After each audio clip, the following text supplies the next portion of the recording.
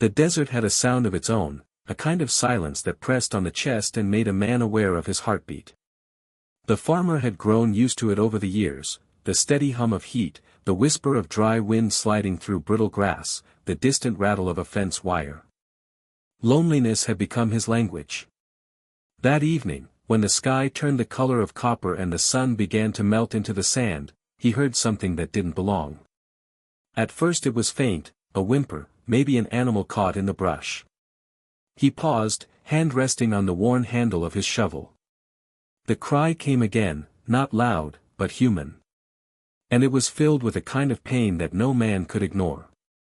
He left the shovel in the dirt and started toward the sound, boots sinking into soft dust. The horizon shimmered, waves of heat distorted the distance. The farther he walked, the clearer the cry became, until he came upon the ruins of an old wagon, its wheels half buried and its canvas torn by wind. Beside it lay a woman, young, her dark hair tangled with sand, her skin burned red by the sun. She was breathing, barely. Her eyes fluttered open when his shadow fell across her. They were fierce eyes, even through exhaustion, the eyes of someone who had fought long after others would have surrendered.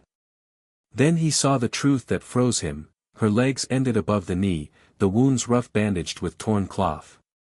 Whoever left her here hadn't meant for her to live. He crouched slowly, not wanting to startle her.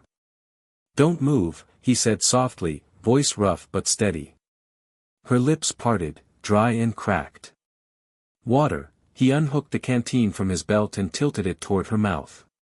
She tried to push his hand away, pride flickering even in her weakness, but then she drank, trembling. The water spilled down her chin and into the sand, but she didn't stop until the last drop was gone. For a long moment, they said nothing. The desert wind filled the silence between them. He studied her face, the defiance still burning there despite everything. "I'll get you out of here," he murmured. She looked at him as if trying to decide whether to believe that a stranger could care. "Why?" she rasped. He hesitated, eyes drifting toward the dying sun. "Because no one should be left alone out here." He lifted her carefully, feeling how light she was, how fragile. Yet even as her head fell against his shoulder, she tensed, not from pain, but from the unfamiliar safety of being held. As he carried her across the open plain, the horizon bled into purple twilight. Coyotes called in the distance, and his boots left deep prints behind them. For the first time in years, the farmer felt something stir beneath the dust that had settled over his heart, a purpose, small and fragile, but alive. He didn't know her story yet. He only knew that saving her might just save him too. By the time the farmer reached his cabin, the horizon had darkened into a wall of clouds. The woman in his arms stirred once or twice, mumbling words in Apache he didn't understand. He pushed open the wooden door with his shoulder and carried her inside, careful not to jostle her injuries. The cabin was simple, a single room smelling of dry hay, wood smoke, and rain-soaked earth. A small cot sat by the hearth, a pot of stew simmering low on the fire. He laid her there gently, covering her with an old wool blanket that smelled faintly of cedar. For a long time, he just stood there, unsure what to do next. He had patched fences and buried calves, but never cared for a wounded stranger, let alone a woman who looked at him like she was daring him to pity her. Her eyes opened again, glassy with exhaustion. Why help me?" she whispered, voice barely audible over the crackle of the fire. He met her gaze, his voice quiet but steady. "Because no one else did." She turned her head away, jaw tight. Pride ran through her veins like fire, that much was clear. But so did pain. She tried to lift herself, only to wince as her body refused to obey. He reached out instinctively, and she flinched. "Don't," she hissed, shame and anger colliding in her tone. He froze. "I'm not here to hurt you." "I don't need saving," she snapped back, though her hands trembled as she said it. He didn't argue. Instead, he walked to the stove and poured a bowl of warm broth, the smell of herbs filling the small room. "Eat," he said softly, setting it on the table beside her cot. You can decide the rest later. Thunder rolled outside, deep, echoing, alive. The wind began to howl through the cracks of the cabin walls, rain lashing against the windows. The storm had found them, fierce and sudden, as if the desert itself wanted to test whether this strange connection could survive its wrath. He tended the fire, every motion deliberate, giving her space while still staying close enough to catch her if she fell. She watched him silently, her pride slowly thawing into something else, confusion, maybe even gratitude. As lightning lit up the room, she finally spoke again, voice softer now. "My tribe, they said I was a burden. They left me." Her eyes glistened in the flicker of the firelight. "Said a woman who can't walk doesn't deserve to live." He didn't answer at first. He just stared into the flames, jaw tight, until he finally said, "Then they don't deserve you." She blinked, surprised. No one had ever said that to her before. The storm outside raged harder, but inside the cabin, the air softened. The fire's warmth brushed her cheeks, her breath came slower. When he placed an extra blanket over her shoulders, she didn't resist this time. For a while, they simply listened, the thunder fading, the rain turning gentle. He sat in the old chair beside her bed, arms resting on his knees, watching the flames dance. When her eyes finally closed, he whispered more to himself than to her, "You'll be safe here." And for the first time in years, he meant it, not as a promise, but as a prayer. Morning arrived without sound.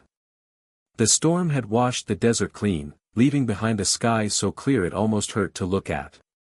Inside the cabin, the fire had burned low, and a thin beam of sunlight stretched across the floorboards, crawling slowly toward the cot where she slept.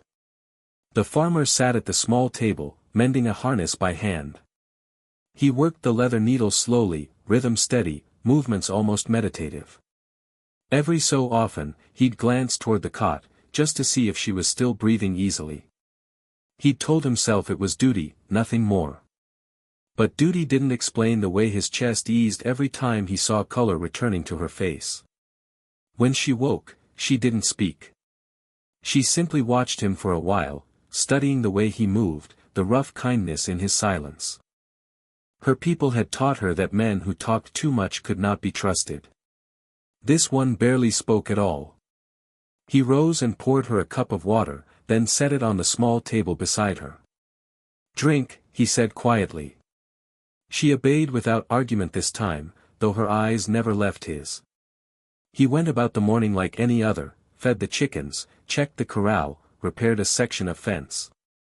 Through the open window she could see him working, sleeves rolled up, back straight, moving with the patience of someone who had no one left to hurry for. When he returned, she was trying to sit upright, bracing on her arms. "You shouldn't strain yourself," he said. "I need to," she answered, breath unsteady. "If I don't try, I'll rot here." He nodded, respecting her fight. "Then we'll start slow." He found old wooden planks and began building a small ramp outside the cabin door. She watched, curious. "You always fix things." "Only what's worth keeping," he said simply, and the words hung between them, heavier than he intended. By midday, the smell of fresh bread filled the room. He placed a slice beside her, no ceremony, no words, and she smiled for the first time, a quick, fleeting curve of the lips that softened her entire face. Later, as the sun dipped low, she began humming under her breath, a tune he didn't know, low and haunting. He didn't ask its meaning. He just listened, pretending to focus on the tools in his hands while his heart steadied to the rhythm of her song. When evening came, he lit the lamp and sat near the window, watching the fading light touch the horizon. She broke the silence first. "You live alone?" He nodded. "It's quieter that way." "Quiet isn't always peace," she murmured. Her words settled deep inside him. For years, he'd mistaken silence for safety, but now, with her voice in his home, he realized how empty quiet could be. Outside, the wind had gentled, carrying the scent of rain-damp earth. Inside, a fragile understanding grew, not spoken, not named, only felt. Two people, bound by loss, learning that healing sometimes began with nothing more than shared quiet and the sound of another heartbeat close by. The days began to pass with quiet rhythm. Dawn spilled pale gold over the fields, and the farmer's world, once filled only with chores and silence, now had a second heartbeat in it. She spent the mornings by the window, watching him harness the mule or mend a fence, sunlight warming her hair into strands of copper. Sometimes he caught her watching, neither said a word. When her strength returned enough for her to sit longer, he began carving. He gathered cedar and oak from the shed, setting up his tools beneath the porch shade. She listened to the rasp of the plane and the steady tap of his hammer. It took her a while to realize what he was making. Two smooth shapes began to emerge, curved, strong, shaped by patience and quiet hope. Wooden legs. The first time he showed them to her, she couldn't speak. His hands were calloused and rough, but the craft was careful, every edge sanded, every strap stitched with thought.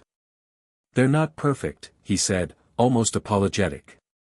"But they might hold you." Her throat tightened. No one had ever built anything for her before, not because they had to, but because they wanted her to stand again.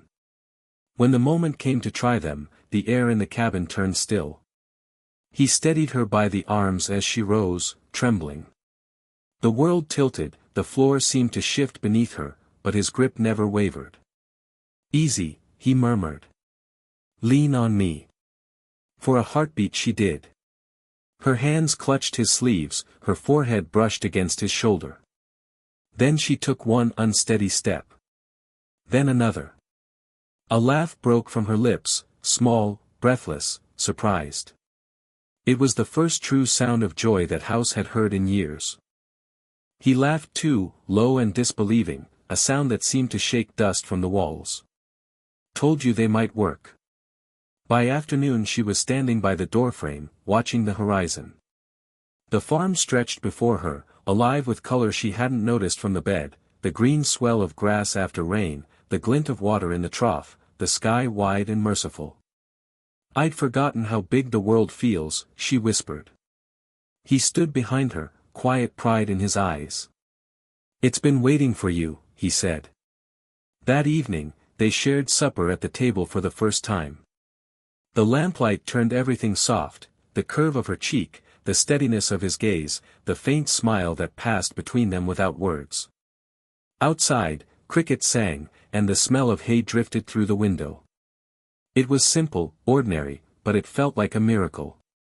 When she finally drifted to sleep, the carved legs resting by the hearth, he sat for a while watching the fire die down.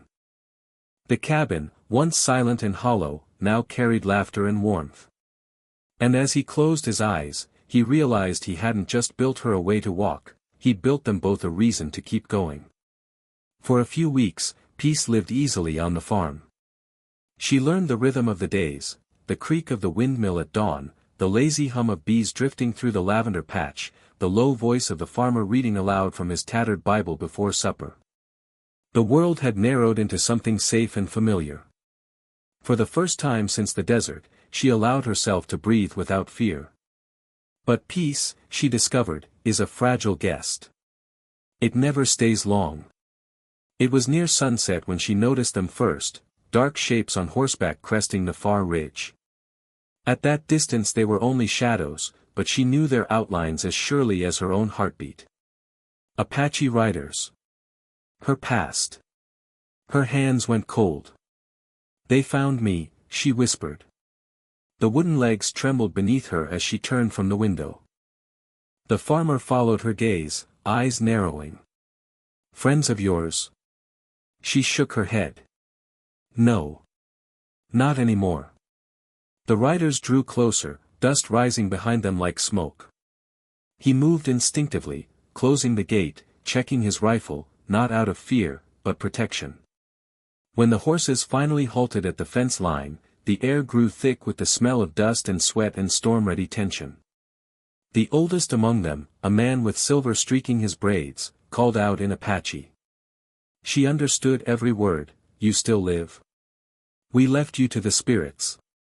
You shame us by clinging to this white man's pity." Her throat ached with anger and humiliation.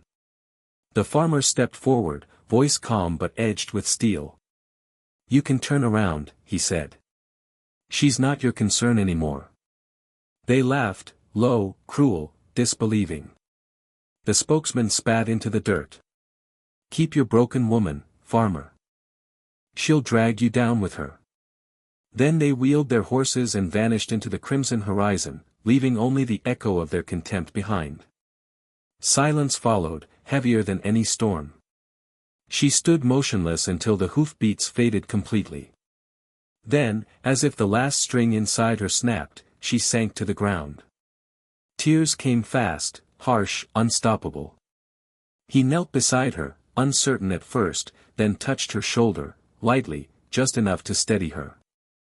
"They don't define you," he said quietly. "They never did. They were my people," she whispered. "And they would rather see me dead than different." He drew in a slow breath, his thumb brushing away a tear that glimmered on her cheek. "Then they never saw the strength I see." For a long while she said nothing. The wind moved through the wheat like a sigh. Finally she looked up, eyes shining through the remnants of tears. "You stood up to them," she said. "Why?" He gave a small, tired smile. "Because no one stood up for me when I needed it." The word settled deep in her chest, warm and heavy. Somewhere between grief and gratitude, a fragile kind of love began to take shape, unspoken, uncertain, but real. As the sun fell and the fields dimmed to gold, she leaned into his shoulder, just long enough to feel the steadiness of his heartbeat against her own. And for the first time since her tribe left her, she no longer felt abandoned. She felt chosen.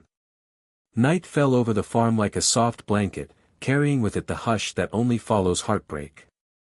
The day's heat had faded, replaced by a crisp breeze that smelled of wheat and wood smoke.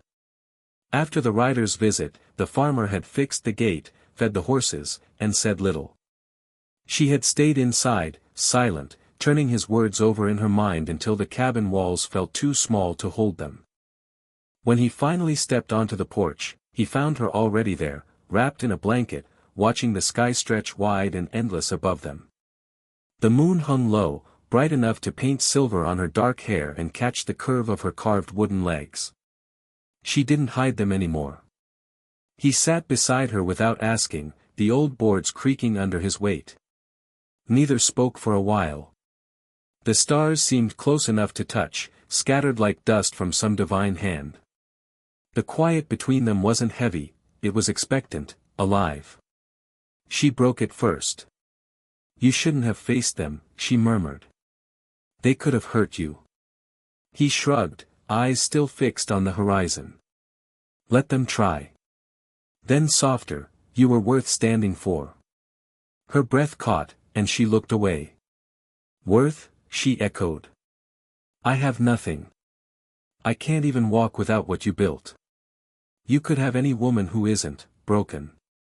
He turned to her then, really seeing her. "You think what you lost makes you less," he said quietly. "But I see what's left, and it's more than most ever have." The words hung there, fragile as glass. She searched his face for pity but found none, only truth. The night breeze lifted a strand of her hair across her cheek, and he reached out, slow and hesitant, to brush it back. His fingers grazed her skin, a small spark leapt between them, quick and human. She didn't pull away. "I used to believe strength was something you proved," she whispered. "Now I think maybe it's something you give." He smiled, faintly. "You've given me plenty." She frowned in confusion. "What have I given you?" He looked down at his hands, calloused and cracked. "A reason to talk again. To hope. To feel like this place isn't just surviving, it's living." For a moment neither breathed. Then she leaned toward him, resting her head lightly against his shoulder. The movement was small, but it carried the weight of every unspoken feeling they'd been holding back. He didn't move, didn't speak, he simply let her stay. The crickets sang in the tall grass. The stars shimmered above them, infinite and patient. When she finally spoke again, her voice was no more than a sigh. "Thank you, for seeing me," he answered in a whisper, the words barely catching the air. "Always." They sat that way until the chill crept in and the fire inside went low, two souls who had been empty by life, now quietly filling each other again under a sky that seemed to listen. Dawn crept gently across the valley, soft as a secret. The first rays of sunlight brushed the farmhouse roof and spilled through the window, warming the wooden floorboards where the embers of last night's fire still glowed faintly. The farmer stirred from sleep in his chair, the blanket she placed over him sliding to the floor. For a moment, he didn't know why his chest felt light. Then he saw her. She was standing, balanced on the legs he'd carved, framed by the morning light pouring through the doorway. Her hair caught the sun, glinting like copper and coal. She wasn't holding on to the frame anymore. She was standing on her own. He rose slowly, afraid that moving too fast might shatter the moment. "You did it," he said quietly. She turned, her face glowing with something deeper than pride, peace. "I had to," she said softly. "You built these legs. But I had to build the courage to trust them." He nodded, heart swelling.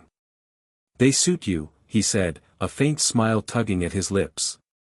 She laughed, a sound that filled the cabin, light and sure. "They make me taller," she teased, then added more seriously, "and stronger than I ever was before." Outside, the farm was waking. The chickens stirred, the mule brayed, and the golden wheat swayed in the soft breeze. She stepped toward the door and then out into the sunlight, her movements careful but steady. He followed a few paces behind, watching every determined step as if witnessing a miracle.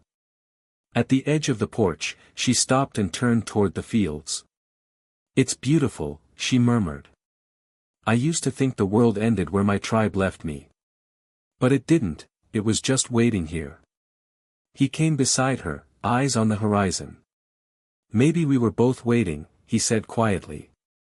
She looked up at him, the light catching in her eyes. There was no need for confession now, no dramatic words or vows. Everything that needed saying was already between them, in the space where silence had become comfort, and care had grown into something sacred. She reached for his hand, steady, deliberate. Their fingers intertwined easily, like they'd done it 1,000 times. The morning breeze lifted around them, carrying the faint scent of wild sage and sun-warmed earth. "I used to think being whole meant walking again," she said. "But it's more than that. It's choosing to live, to love, even after you've been broken." He squeezed her hand gently. "Then I guess we're both whole," he said. The sun climbed higher, washing the world in gold. She took another step forward, her shadow stretching long beside his across the soil they'd tended together. Behind them, the small house stood solid and alive, no longer just a refuge, but a home. As the wind swept over the fields, her laughter rang out, clear and fearless. And for the first time in years, the lonely farmer didn't feel alone. He'd found his purpose in the simplest truth: sometimes love doesn't rescue, it rebuilds.